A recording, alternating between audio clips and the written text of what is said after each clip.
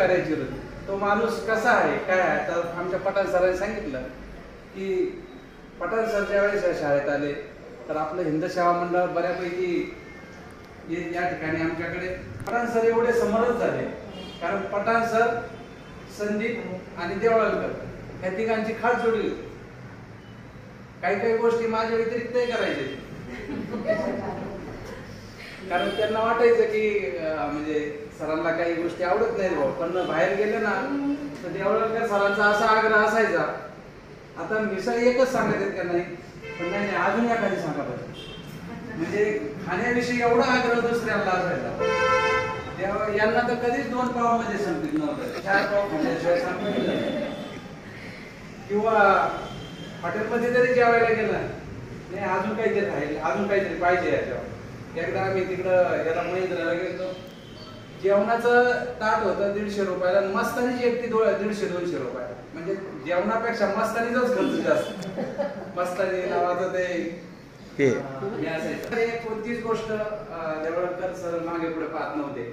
आणि जसं शाळेच्या बाबतीत आहे तसंच कुटुंबाच्या बाबतीत देखील आता मॅडमने तर त्याबद्दल देखील क्षमा करावी मोठ्या मनाने, आणि दीर्घ आयुष्य त्यांचं आरोग्यदायी जावं ही सदिच्छा.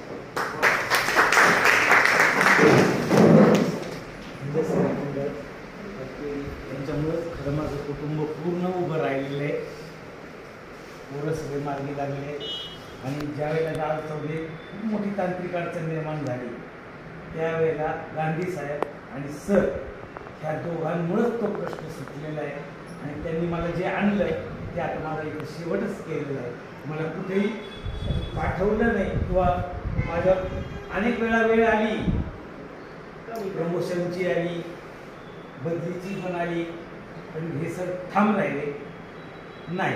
प्रमोशनचं विचारलं मला, जाता का, तुम्हाला काय करायचं, मी आहे, मी सगळी मदत करतो, तुम्ही व्हा बसा. म्हणलं नाही सर, तुमच्या सोबतच इथंच शेवट पूर्ण अर्धी सर्व्हिस माझी यांच्या सहकार्यामुळेच पूर्ण झाली. सगळ्यांचीच ऋण मी मानतो. धन्यवाद. सगळ्यांसाठी कार्यक्रम उशीर झालेला आहे. सर्वजण आता जेवायला चला. माझं सहकार्य नेहमी राहीलच.